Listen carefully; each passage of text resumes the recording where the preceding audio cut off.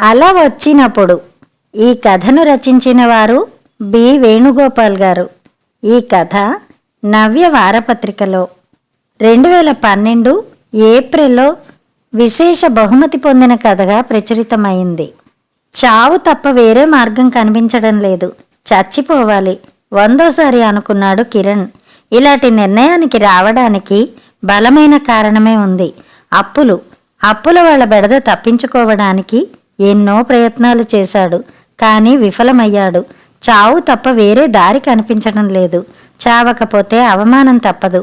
అవమానాల పాలవడము చావు ఒక్కటిగానే అనిపిస్తోంది. తల్లిదండ్రులు ఇచ్చిన ఆస్తులు లేవు, భార్య తరఫున వచ్చిన ఆస్తి లేదు. బంధువుల అమ్మాయిని వాళ్ళ పేదరికం చూసి కానీ కట్నం లేకుండా పెళ్లి చేసుకున్నాడు. ఒక్కగానొక్క చెల్లెలికి మాత్రం కట్నం ఇచ్చి పెళ్లి చేశాడు. చిన్న బట్టల షాప్ పెట్టుకుని జీవనం కొనసాగిస్తున్నాడు. కానీ జీవన పయనంలో వ్యాపారం దెబ్బతింది. అప్పులు మొదలయ్యాయి. వడ్డీలు కట్టినంత కాలం దేవుళ్ల వలె ఫోజులిచ్చిన వడ్డీ వ్యాపారస్తులు వడ్డీలు కట్టడం ఆలస్యం అవుతుంటే దెయ్యాల వలె పీక్కు తినడం ప్రారంభించారు. అయ్యా ధర్మం చెయ్యి బాబు అన్న అరుపుతో ఏవో ఆలోచనల్లో ఉన్న కిరణ్ ఉలిక్కిపడి ఈ లోకంలోకి వచ్చాడు. రోడ్డు మీద నుండే షాపు వైపు చూస్తూ అరుస్తున్నాడు ఒక అవిటి భిక్షగాడు. అతనికి 2 కాళ్ళు లేవు. పొట్ట మీద పాక్కుంటూ చేతుల సహాయంతో ముందుకు పోవాలి. ఒంటి మీద చొక్కా కూడా లేదు. ఒక్క నిక్కరు తప్ప ఒంటి మీద ఏం లేదు. 2 కాళ్ళు చేతులు సక్రమంగా ఉన్న నేనే ఏమీ సాధించలేక చావు గురించి ఆలోచిస్తుంటే 2 కాళ్ళు లేని వీడు ఏం సాధించాలని బతుకుతున్నాడు అనుకుంటూ గుమస్తాకి 2 రూపాయలిచ్చి అతనికిమ్మన్నాడు. అతను ఆ 2 రూపాయలు తీసుకుని ధర్మప్రభువులు 10 కాలాల పాటు చల్లగుండాలా అని దీవించి పాక్కుంటూ వెళ్ళాడు. ఆ దీవెన విన్న కిరణ్కి నవ్వు వచ్చింది. తాను చావు గురించి ఆలోచిస్తుంటే వీడు చల్లగుండాలా అంటున్నాడు. చచ్చిపోయాక శరీరం ఎటూ చల్లబడిపోతుందని వీడికి కూడా ముందే తెలుసా ఏమిటి అనుకున్నాడు. అయ్యా నా జీతం గుమస్తా కుర్రాడు గొణిగినట్టుగా అడిగాడు. కిరణ్ తలెత్తి వాడి వైపు చూశాడు. అమ్మ అడగమంది. ఇంట్లో సరుకులేవీ లేవంట భయంగా చూస్తూ బాధతో అన్నాడు వాడు. కిరణ్ గల్లా పెట్టి వెతికి వాడికి 1500 ఇచ్చాడు. ఇంకా 500 ఇవ్వాలి, తర్వాత ఇస్తానని చెప్పు అన్నాడు. సరేనయ్యా అన్నాడు గుమస్తా కుర్రాడు ఆ డబ్బు అందుకుంటూ. నేను భోజనానికి వెళ్ళొస్తాను, నేనొచ్చాక నువ్వు వెళ్దూలే అంటూ కిరణ్ ఇంటికి బయలుదేరాడు. ఇంటికి చేరుకునే వరకు ఆలోచనలు కందిరీగల్లా ముసురుకుంటూనే ఉన్నాయి. తల విదిలించుకుంటూ ఇంట్లోకి అడుగు పెట్టాడు కిరణ్. ప్యాంటు విప్పి లుంగీ కట్టుకుని కాళ్ళు చేతులు కడుక్కుని వచ్చి భోజనానికి కూర్చున్నాడు. అన్నం పళ్ళెంలో పెట్టి సాంబారు గిన్నెలో పెట్టింది అతని భార్య గీత మౌనంగా. నంజుకోనేమీ లేదా, ఆమ్లెట్ అయినా చేసి ఉండకూడదా అన్నాడు కిరణ్. అప్పటి వరకు అణిచిపెట్టుకున్న కోపాన్ని ఒక్కసారిగా అతనిపై గుమ్మరిస్తూ గయ్యమని లేచింది గీత. నువ్విచ్చిన ముష్టి 100 రూపాయలకి బియ్యం, పప్పు, ఉప్పు, చింతపండు అన్నీ కొనాలి. దాంట్లోనే పిల్లలకి టిఫిన్ ఖర్చు, బట్టలు ఉతకడానికి సోప్ ఖర్చు, ఇంకా నంజుకోవడానికి కూడానా? అడగడానికి సిగ్గుండాలి. సరే సరే ఆపు, అరవకు అన్నాడు కిరణ్ అసహనంగా. అవును నా వరుపులే, అరవక ఏం చెయ్యాలి? ఇన్నప్పులు ఎవరు చెయ్యమన్నారు? నాకేమైనా మెళ్ళో రకరకాల హారాలు దిగేసి నువ్వు అప్పుల పాలయ్యావా? ఆఖరికి పచారీ కొట్లో సరుకులకు కూడా డబ్బులు కట్టకుండా చేసి వాడి చేత తిట్లు తినిపించావు. కడుపు నిండా కోరిన తిండి కూడా తినలేని పరిస్థితికి తెచ్చావు. నన్నేం చెయ్యమంటావు? నేను కావాలని అప్పులు చేస్తున్నానా? వ్యాపారం సరిగా లేదు. అంత చేతకాని వాడికి వ్యాపారం ఎందుకు? ఏ పెద్ద బట్టల కొట్లోనో గుమస్తాగా చేరవచ్చుగా. ఆహా అలా చేరవు. నీకు ప్రెస్టేజీ, బోడి ప్రెస్టేజీ, ఓనర్ అనిపించుకోవాలనే యావా. అలా అనొద్దు. ఏ మనిషైనా పైకి ఎదగాలని ఏవేవో చేస్తుంటాడు. ఒక్కొక్కసారి టైం బాగాలేక ఇలా జరుగుతుంటాయి. టైం బాగాలేక కాదు, ఒళ్ళు పొగరెక్కి అర్ధోక్తిలో ఆపింది గీత. అంటే ఏంటి నీ ఉద్దేశం? ఏడ్చేదేదో సూటిగా ఏడువు. ఏడ్చేదేముంది? నీ బట్టల షాపుకు వచ్చే వాళ్లలో దేన్నో ఒకదాన్ని తగులుకుని ఉంటావు. వచ్చిందంతా దానికి ధారపోసి నన్ను నా పిల్లల్ని అన్యాయం చేస్తున్నావు. ఆ మాటలతో కిరణ్కి కోపం నశాలానికి అంటింది. ఏయ్ మతుండే మాట్లాడుతున్నావా? నీకంత అనుమానంగా ఉంటే నిరూపించు, అంతేగాని ఎక్స్ట్రాలు మాట్లాడవద్దు. అయినా నేను సంపాదించుకున్న సొమ్ము నేనే పోగొట్టుకున్నాను, నీ సొమ్మేం కాదు కదా. నువ్వు తెచ్చిన 7 వారాల నగలో లేదా మీ వాళ్ళిచ్చిన లక్షల లక్షల కట్నమో నేనేం కాజేయలేదుగా. నా ఇష్టం వచ్చినట్లుగా చేసుకుంటాను, నువ్వేం మాట్లాడొద్దు. అంటే నేను కట్నం తేలేదనేగా నువ్వు మాట్లాడేది? మా వాళ్ళు కట్నం ఇవ్వలేరని ముందే నీకు తెలుసు కదా. అంత కట్నం ఇవ్వాలనుకునేవాడివి నన్నెందుకు చేసుకున్నావు? కట్నం ఇచ్చేవాళ్ళని చేసుకోవచ్చు కదా, నాకు తగిన వాళ్లే నాకు వచ్చుంటారు అంది గీత తలెగరేస్తూ. ఆ మాటలకి దెబ్బ తిన్నట్లుగా చూశాడు కిరణ్. కట్నం గురించి నేను మాట్లాడుతున్నానా? అది నువ్వు తేలేదని మాట్లాడుతున్నానా? నా మాటలు నీకు అలా అనిపిస్తున్నాయా? నువ్వు అలా అడ్డదిడ్డంగా మాట్లాడేవంటే నరికేస్తాను అన్నాడు ఆవేశంగా. అంతకంటే నీకేం చేతనవుతుందిలే, బయటి వాళ్ళనేం చెయ్యలేక ఆ కోపం నా మీద చూపిస్తున్నావు. అసలు మా పుట్టింటి వాళ్ళని అనాలి, వాళ్ళు చేతకాని వాళ్ళు కాబట్టే నీలాంటి చేతకాని వాడికిచ్చి పెళ్లి చేశారు. ఆ మాటతో కిరణ్ తన కోపాన్ని నిగ్రహించుకోలేకపోయాడు. విసురుగా లేచి అన్నం తింటూ ఉన్న చేత్తోనే ఆమె గూబ మీద బలంగా కొట్టాడు. అమ్మా అని అరుస్తూ గీత ఒక మూలకు పడిపోయింది.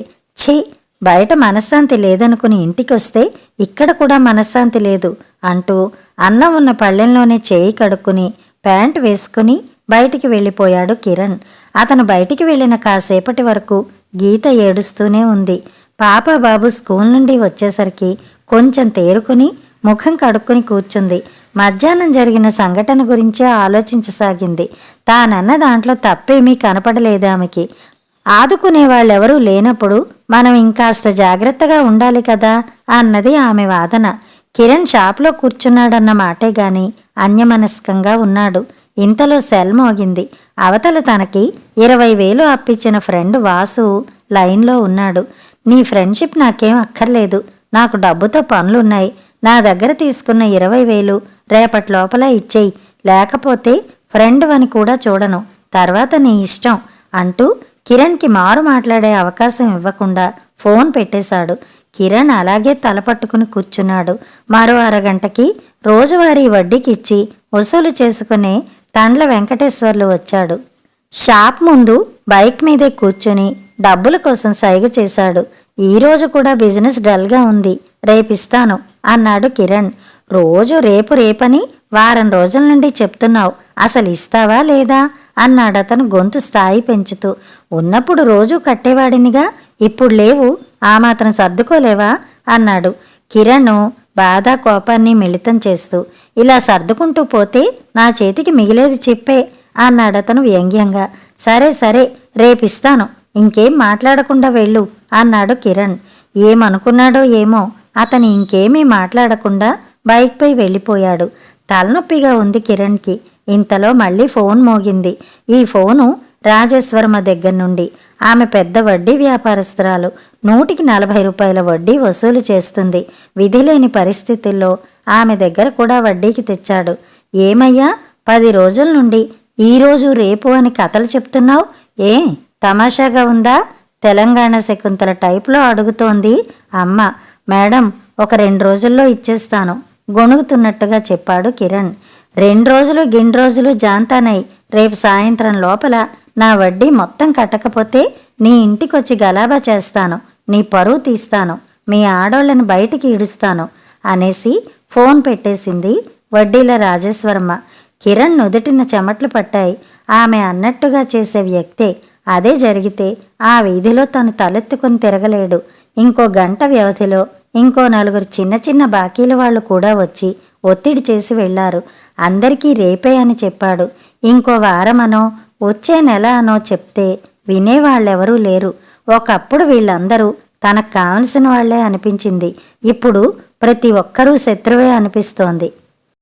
ఏదో ఒకటి చెయ్యాలి. ఏం చెయ్యాలి ఆలోచిస్తున్నాడు కిరణ్. తను ఎన్నో కళ్ళు కన్నాడు. డిగ్రీ పూర్తయిన తర్వాత ఏదో ఒక గవర్నమెంట్ ఉద్యోగం వస్తుంది, పెళ్ళవుతుంది, పిల్లలు పుడతారు, సొసైటీలో ఒక గౌరవనీయమైన వ్యక్తిగా తాను చలామణి అవుతాడు. ఇలా ఎన్నెన్నో. అన్నీ కొంతలో కొంత జరిగినట్టుగానే ఉన్నాయి. కానీ దాంతోపాటు జీవితం ఎక్కడో గాడి తప్పినట్టుగా ఉంది, జారిపోతున్నట్టుగా ఉంది. గౌరవం పూర్తిగా పోయే పరిస్థితి వచ్చేసింది. పరువు పోకూడదని అప్పుల్ని ఆశ్రయిస్తే అప్పుల వల్లే పరువు పోయేటట్టు ఉంది. ఆలోచనలు చావు వైపు మళ్ళాయి. ఈ మధ్య తరచూ కిరణ్ మనసులోకొచ్చి వెడుతున్న ఒక పరిష్కారం అది. రాత్రి 10 గంటలకి షాప్ మూసేసి ఇంటికి చేరాడు. గీత భర్త కోసం ఎదురు చూస్తూ ఉంది. కిరణ్ ఆమెను చూస్తూ, పరిస్థితి ఏం బాగాలేదు, అప్పులోళ్ళ ఒత్తిడి ఎక్కువైపోయింది అన్నాడు స్వగతంలా. వచ్చే నెల దాకా ఆగమని చెప్పలేకపోయారా అంది ఆమె అనునయంగా. మధ్యాహ్నం గొడవ గురించి ఇద్దరూ మర్చిపోయారు. మధ్యతరగతి కుటుంబాల్లో భార్యాభర్తల మధ్య తగాదాలు తాటాకు మంటలే. ఉవ్వెత్తున లేచి చప్పున చల్లారిపోతాయి. వచ్చే నెల దాకా కాదు, వచ్చే వారం దాకా కూడా ఎవరూ ఆగేటట్టు లేరు అన్నాడు నిర్వేదంగా. సరే, మా అన్నకి ఫోన్ చేసి చూస్తాను, ఒక 20,000 సర్దమని అడుగుతాను అంది గీత. పెళ్ళై ఇన్ని సంవత్సరాలైనా ఏనాడు చెల్లెలని బావని రానివాడు ఇప్పుడు మన పరిస్థితి తెలిసి అప్పు ఇస్తాడంటావా? ఏమో, మనమే ఊహించుకోవడం ఎందుకు, అడిగి చూద్దాం అని సెల్ తీసుకుని తన అన్నకి రింగ్ చేసింది గీత. ఆమె అన్న లైన్లోకి రాగానే పరిస్థితి వివరించి చెప్పింది. అది విన్న అతడు, అరెరే, అంత కష్టంగా ఉందా అమ్మా, అయితే మీ వదినతో ఓసారి మాట్లాడు అంటూ ఫోన్ తన భార్యకు అందించాడు. ఆమె ఒక్క వారం ముందు ఫోన్ చేసి ఉండాల్సింది గీత. సరిగ్గా వారం ముందే చిట్టి పాడి 50,000 తీసుకుని మాకు అక్కడక్కడ చిల్లర బాకీలుంటే తీర్చేశాం, ఏమనుకోవద్దు, ఇంకోసారి చూద్దాంలే అని ఫోన్ పెట్టేసింది. రెండో మాటకు అవకాశం ఇవ్వకుండా. గీత ముఖం చూసి అర్థం చేసుకున్నాడు కిరణ్ అవతల వాళ్ళు ఏం చెప్పారో. ఇప్పుడేంది పరిస్థితి అంది ఆమె బేలగా. అదే నాకు అర్థం కావడం లేదు అన్నాడు కిరణ్ నిస్సహాయంగా. మనం బాగుపడతామని నాకు నమ్మకం కలగట్లేదు. అటు నీ వైపు గాని ఇటు నా వైపు గాని ఆదుకునే వాళ్ళెవరూ లేరు. ఇంకెందుకు ఈ బతుకు, బతికినన్నాళ్ళు బతికాం. ఆ దేవుడికి కూడా మన మీద కనికరం లేదు. ఏ పురుగుల మందో తాగి చద్దాం అంది. తన భార్య కూడా తన ఆలోచనలతో ఏకీభవిస్తున్నందుకు నవ్వాలో ఏడవాలో అర్థం కాలేదు కిరణ్కి. సరే, భోంచెయ్యి, తర్వాత తెల్లారేదాకా ఆలోచిద్దువుగాని అంటూ వడ్డించింది గీత. కిరణ్ భోంచేసి పడుకున్నాడు. వంటగది సర్దేసి వచ్చిన గీత కూడా అతని పక్కనే నడుం వాల్చింది. కాసేపటికి అతని మీద చెయ్యేసుకుని నిద్రపోయింది. ఆమె పక్కన 2 పిల్లలు అప్పటికే ఆదమరిచి నిద్రపోతూ ఉన్నారు. భార్య పిల్లలిద్దరూ కలిసి 3 పిల్లల్లా అనిపించారు కిరణ్కి ఆ క్షణంలో. ఏదో మంచి కల వచ్చింది కాబోలు. పాప ముఖంలో చిరునవ్వు తొంగి చూస్తోంది. చలికి బాబు దుప్పట్లోనే మూడెంకలాగా ముడుచుకున్నాడు. సమస్యలేమీ లేనట్టుగా భార్య అమాయకంగా నిద్రిస్తోంది. వీళ్ళందరికీ ఒక భరోసా ఉంది. ఇంటి యజమానిగా తాను వీరినేదో విధంగా ఉద్ధరిస్తాన్ని. కానీ నాకే భరోసా లేదు అనుకున్నాడు. ఆలోచనలు ఆర్థిక సమస్యల వైపు మళ్ళాయి. రేపు చాలామందికి డబ్బులు ఇస్తానని చెప్పాడు. వారిలో ఎవరైనా షాపు దగ్గర గొడవ చేస్తే లేదా ఇంటి దగ్గర గొడవ చేస్తే తాను ఎదిరించగలడా? ఎదిరించకుండా మౌనంగా వారి తిట్లు భరించగలడా? ఊహు, తన వల్ల కాదు. ఇప్పటి వరకు తాను తలెత్తుకొని సగర్వంగా బతికాడు. అలాగే జీవితాంతం వెళ్ళిపోవాలి లేదా చచ్చిపోవాలి. కానీ తానొక్కడే చచ్చిపోతే వీళ్ళనెవరు ఆదరిస్తారు?